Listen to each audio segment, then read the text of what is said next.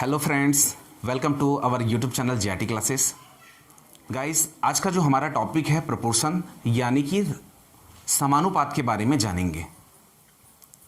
Ratio में जो percentage से रिलेटेड जो क्वेश्चन बचे हुए हैं उसको हम परसेंटेज का जब बेसिक पढ़ेंगे उसके बाद में रेशियो में परसेंटेज के क्वेश्चन कैसे हल किए जाते हैं उसको सीखेंगे। ठीक है, तो आज बात करते हैं प्रोपोर्शन के बारे में, समानुपात के बारे में।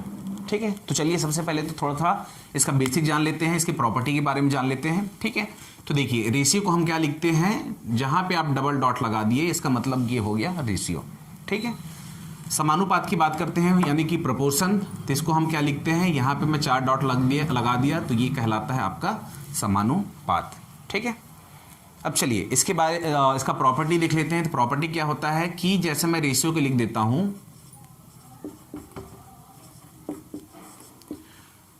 जैसे ए रेशियो यहाँ पे बी, तो इसको हम और क्या लिख सकते हैं, ए बाई बी। ठीक है, वैसे ही समानुपात की बात करें तो इसको हम क्या लिखेंगे, ए रेशियो बी, 4 डॉट लगाएंगे तो ये क्या हो जाएगा, समानुपात सी रेशियो डी। ठीक है, इसको लिखना चाहेंगे कैसे लिखेंगे, ये हो जाएगा A by B equal C by D. ठीक है, क्या समझ में आया कि ए बाई बी का जो वैल्यू होगा वो सी बाई डी के वैल्यू के बराबर होगा। या इसको और सिंप्लीफाई कर सकते हैं, ये हो जाएगा आपका ए डी, 3 गुणा कर देंगे इक्वल टू ये क्या हो जाएगा बी सी। ठीक है, तो ये तो हो गया हमारा समानुपात।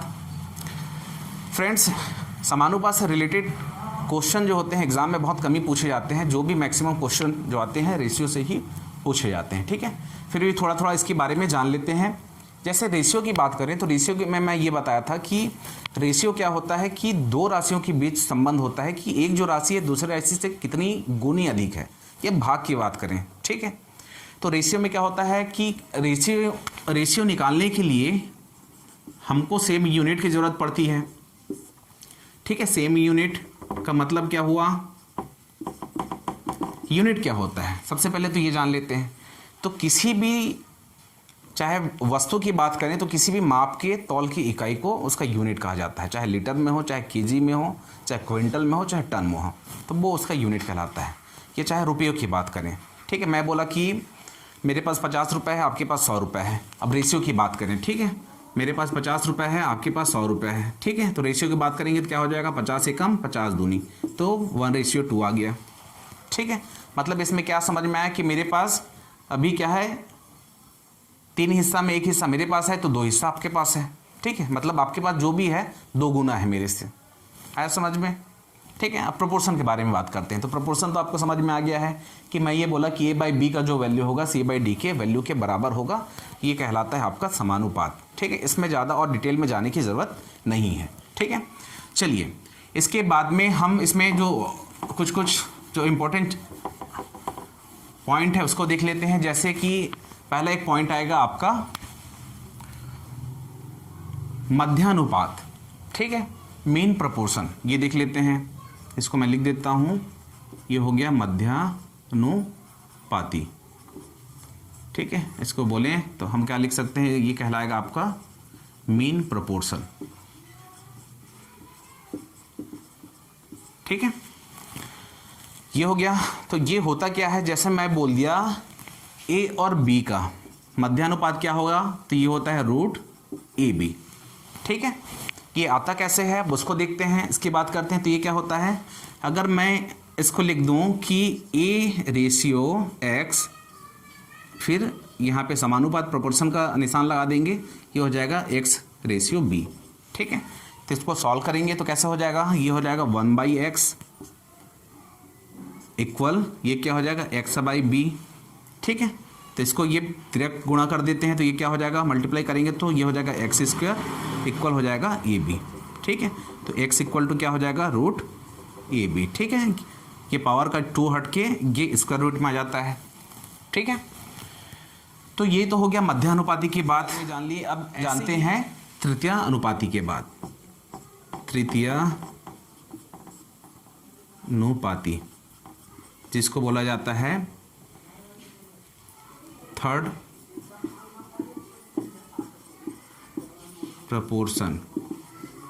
ठीक है, देखिए तो थर्ड प्रोपोर्शन क्या होता है, ए बी का अगर मैं थर्ड प्रोपोर्शन बोल दूं तृतीयानुपाती, ए बी का तृतीयानुपाती जैसे एक्स है, ठीक है, तो इसका जो फाइनली जो आएगा इसको लिखते हैं बी स्क्वायर बाई ए, ठीक है। ये आता कैसे है अब इसको देखते हैं, तो इसको कैसे लिख सकते हैं तृतीयानुपाती, ये जैसे हो जाएगा ए रेशियो बी, ठीक है, फिर बी रेशियो एक्स, तीसरा अनुपात, ठीक है, तृतीयानुपाती।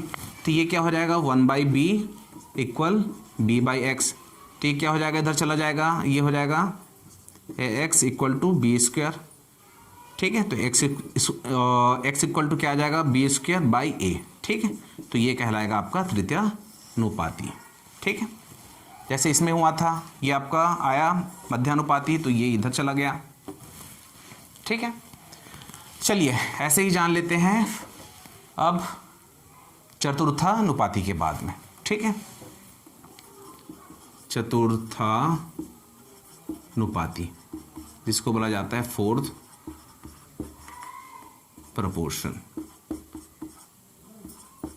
ठीक है। तो फोर्थ प्रोपोर्शन को कैसे लिखते हैं, ए बी सी का फोर्थ प्रोपोर्शन क्या हो जाएगा, ए बी और सी का अगर फोर्थ प्रोपोर्शन एक्स है तो हमारे को क्या रिजल्ट मिलेगा बी सी अपॉन ए, ठीक है। ये आता कैसे है अब ये देखिए, जैसे में कि मैं यहाँ पे लिख देता हूँ ए रेशियो बी, ठीक है, समानुपात ये हो जाएगा सी रेशियो एक्स, ठीक है।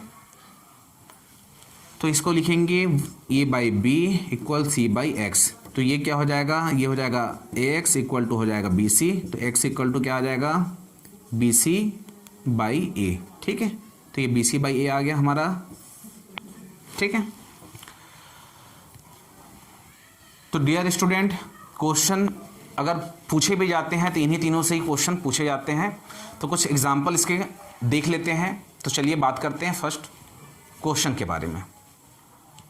तो देखते हैं हम आज का पहला क्वेश्चन प्रोपोर्शन से रिलेटेड, ठीक है। तो इस क्वेश्चन में क्या बोला गया है कि 4 और 9 का मध्यानुपाती ज्ञात करो।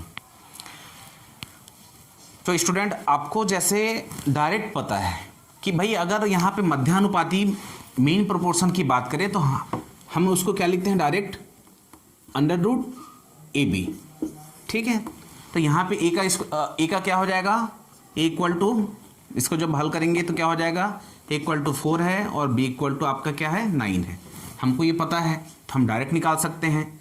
तो ये क्या हो जाएगा अंडर रूट कर लो इसको, अंडर रूट 4 इंटू 9, तो ये क्या हो जाएगा 9 चौक 36 36, तो ये किसका स्क्वायर रूट है, इसको क्या लिखते हैं 6 इंटू 6, तो ये अंडर रूट स्क्वायर बाहर हो जाता है, ठीक है। इसको मैं ऐसे लिख दूंगा तो ये क्या आ जाएगा 6, तो ये हो जाएगा हमारा आंसर, ठीक है। तो हम ऐसे उसको सॉल्व कर सकते हैं। या बात करें इसको इक्वेशन में लाने की तो क्या हो जाएगा, जैसे 4 और 9 का मध्यानुपाती ज्ञात करना है, तो मैं आपको क्या बताया था सेंटेक्स इसका क्या बनता है, जैसे ए रेशियो एक्स, ठीक है, फिर ये होता है एक्स रेशियो बी, मध्यानुपात यहाँ पर है, आया समझ में। तो देखिए अब इसको जैसा मैं लिख दिया, यहाँ पे ए का वैल्यू क्या है 4 है, ठीक है, 4 रेशियो एक्स हो गया, और ये समानुपात यहाँ पे क्या हो जाएगा एक्स रेशियो 9, ठीक है। तो ये क्या हो जाएगा 4 बाई एक्स इक्वल हो जाएगा एक्स बाई 9, तो ये क्या हो जाएगा एक्स स्क्वायर और ये 9 चौक 36, ठीक है। तो स्क्वायर काटेंगे तो इसको और क्या लिख सकते हैं 6 पावर 6, ये दोनों कट गया तो एक्स इक्वल को क्या आ गया 6 आ गया, तो ये हो जाएगा हमारा आंसर। तो आप ऐसे मीन प्रोपोर्शन आसानी से हल कर सकते हो, ठीक है। इसके बाद में एक जो एग्जांपल और देखते हैं। चलिए फ्रेंड्स क्वेश्चन नंबर 2 को देखते हैं। इस क्वेश्चन में क्या बोला गया है कि 8 और 3 का तृतीय अनुपात यानी कि थर्ड प्रोपोर्शन हमको ज्ञात करना है, ठीक है। तो देखिए इसको मैं यहाँ पे लिख भी देता हूँ थर्ड प्रोपोर्शन को कैसे डायरेक्ट की अगर बात करें तो थर्ड प्रोपोर्शन का होता क्या है बी स्क्वायर बाई ए, ठीक है। हम इसको पता है कि तृतीयानुपाती ऐसे निकालते हैं, फॉर्मूला हमारा ये आता है, ठीक है। या इसको मैं सिंप्लीफाई ऐसे लिख दूँ तो ये तृतीय अनुपात को कैसे लिखते हैं हम लोग, ये हो जाता है ए रेशियो बी फिर समानुपात बी रेशियो एक्स, तो यही तो है ना हमारा तृतीय अनुपात। तो इसको हम लोग क्या लिखते हैं, जैसे इसमें लिखूं ए आपका हो गया 8, ठीक है, और बी हो गया 3, समानुपात, और यहाँ पे क्या लिखेंगे, बी हो गया 3 और रेशियो ये हो जाएगा x, ठीक है। अब इसको इस फॉर्म में लिख लेते हैं 8/3 इक्वल 3/x, ठीक है। तो ये क्या हो जाएगा 3 3 9, ये हो जाएगा 8x इक्वल टू 3 3 9, तो x इक्वल टू क्या आ जाएगा 9/8, ठीक है। तो ये आपका तृतीय अनुपात 9/8, ठीक है। अब इसी को इसमें सॉल्व करते हैं। तो b कौन सा है, b ये है और a क्या है, ये है। तो इसका मैं कर देता हूँ 3 का स्क्वायर बाई a क्या है 8, तो ये क्या आ गया 3 3 9 और ये 8, तो ये हमारा आंसर, ठीक है। इजी है निकालना, बस आपको पता होना चाहिए कि मध्यानुपात क्या होता है, तृतीयानुपात क्या होता है और चतुर्थानुपात क्या होता है, तो आप ये सिंपली ऐसे निकाल सकते हैं, ठीक है। चलिए इसके बाद में अगला क्वेश्चन देखते हैं। चलिए देखते हैं क्वेश्चन नंबर 3। इसमें क्या बोला गया है कि 2, 3 और 4 का चतुर्थानुपात ज्ञात करो, ठीक है। तो चतुर्थानुपात में बताया था इसका क्या होता है, ये हो जाता है डायरेक्ट BC/A, ठीक है। इसको अगर इस फॉर्म में लिखें तो कैसे कर सकते हैं, देखिए इसका जो सेंटेक्स जो बनेगा आपका चतुर्थानुपात का, तो ये होता है A/B समानुपात C रेशियो ये x, तो यही हमारा चतुर्थानुपात है, ठीक है। अब इसको इसमें रख देते हैं, तो ये मान के चलिए A है, ये B है और ये C है, तो A क्या हो जाएगा 2 रेशियो B है आपका 3, ठीक है, समानुपात, फिर यहाँ पे 4 है ये और रेशियो x, ठीक है। यहाँ तक आया समझ में। अब देखिए ये हो जाएगा 2/3 इक्वल 4/x, तो ये क्या हो जाएगा, 3 गुणा करेंगे तो ये हो जाएगा 2x इक्वल टू 4 3 12, तो x इक्वल टू क्या हो जाएगा 2 6 12, तो ये हमारा निकल गया, क्या निकला आपका चतुर्था अनुपात, ठीक है। और सिंपली अगर आपको ये पता है कि चतुर्थानुपात ऐसे होता है, तो हम इसको डायरेक्ट वैल्यू को रख देते हैं, ठीक है। b का वैल्यू क्या है 3 दिया हुआ है और c का वैल्यू क्या है 4 दिया हुआ है, ठीक है, डिवाइडेड बाई a हो गया आपका 2, तो 2 1 कम 2 दूनी 4, तो क्या आया 3 दूनी 6, तो ये हमारा आंसर हो गया, ठीक है। चलिए फ्रेंड्स इसके बाद कुछ और एग्जाम्पल देख लेते हैं। क्वेश्चन नंबर 4 की बात करते हैं। क्वेश्चन नंबर 4 में क्या बोला गया है कि 0.02 तथा 0.32 के बीच मध्यानुपात क्या है। तो फ्रेंड्स हमको पता है कि मध्यानुपात बोला मतलब डिटेल में बनाएंगे तो लंबा बनेगा, मैं शॉर्ट में ही बताता हूँ आपको। तो मध्यानुपात बोल दिया मतलब हमारे दिमाग में तुरंत आना चाहिए कि इसका मतलब होता है √AB, ये मध्यानुपात। अब इसको हल करना है तो हम इसको हल कैसे कर सकते हैं, ये रूट में ले लेता हूँ, तो ये क्या हो जाएगा 0.02, इसको मल्टीप्लाई कैसे करेंगे, ये है A और ये है आपका B, तो ये हो जाएगा 0.32, ठीक है।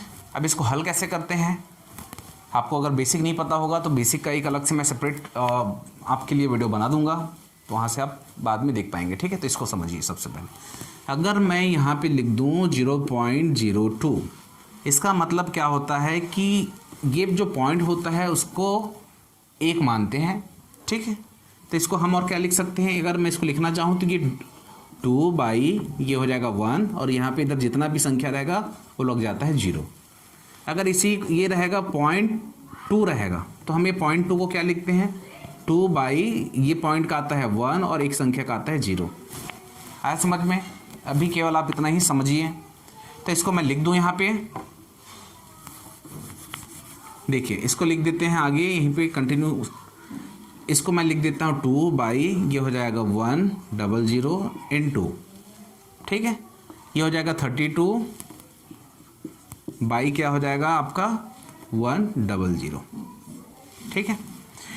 जब भी हम लोग स्क्वायर रूट को हल करते हैं तो कैसे हल करते हैं, अब ये देखिए ये क्या हो जाएगा, यहाँ से हल करते हैं इसको, ये हो जाएगा 32 दूनी 64 64 और इसको लिख लेते हैं 100 × 100, ठीक है। कैसे सिंप्लीफाई करते हैं वो देखिए। तो मैं यहाँ पे क्या लिख दूँ, इसको 64 को क्या लिख सकता हूँ 8 × 8 8 8 64 और ये हो जाएगा 100 × 100। अब ये क्या हो गया, जब भी स्क्वायर रूट की बात करें तो इसका मतलब भी होता है, स्क्वायर रूट का मतलब होता है 1/2, ठीक है।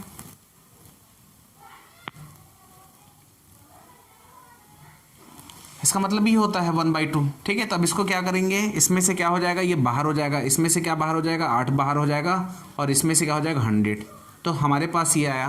तो 8/100 को हम लोग क्या लिख सकते हैं, देखिए इसको मैं लिख लूँ 0.8। तो इसका मतलब क्या हो जाएगा, ये 8 को ऐसे लिखूँगा और यहाँ पे 1 के बाद में 00।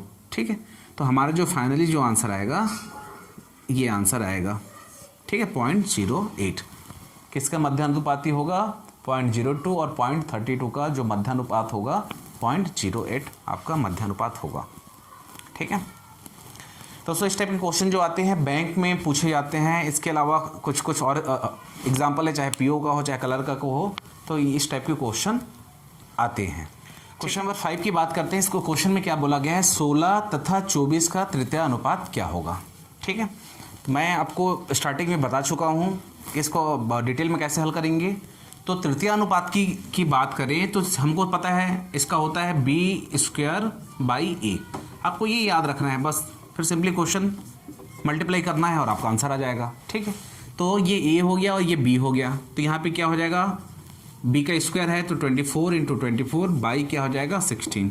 अब ये काट दो, फिर आपको आंसर मिल जाएगा। ठीक है, अब देखिए ये 4 से काटते हैं, 4 × 16, 4 × 6 = 24। ठीक है, फिर ये हो जाएगा 4 × 4, 4 × 6 = 24।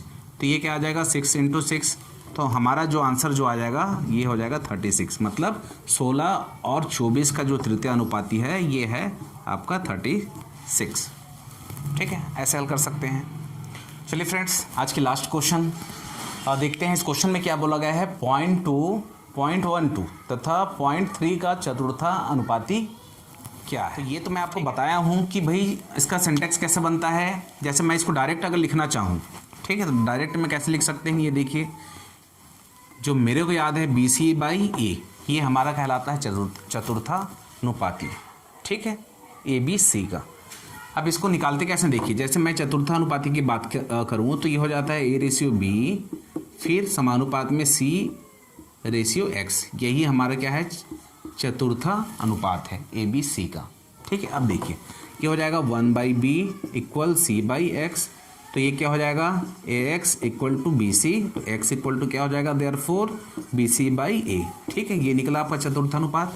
तो हमको जब ये पता है तो हम डायरेक्ट वैल्यूज़ को पुट कर देंगे। ठीक है, अब देखिए वैल्यू को पुट कैसे करते हैं, यहाँ पे ये हो जाएगा A, B और ये C। तो BC क्या है 0.12 × आपका 0.3 बाई आपका हो जाएगा 0.2। ठीक है, अब इसको हल करते हैं। हल कैसे करेंगे ये भी देखिए।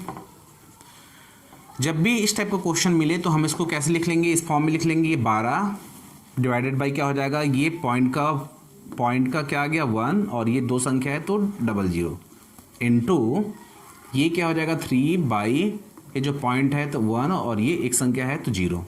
ये हो गया, इसको लिख लेते हैं। तो इसको क्या लिखेंगे 2/10। जब इस प्रकार की इक्वेशन बन गया तो देखिए ये जो 10 है ये इधर ऊपर जाता है और ये जो 10 है ये इधर नीचे आता है। वैसे ये 100 भी आपका नीचे आएगा।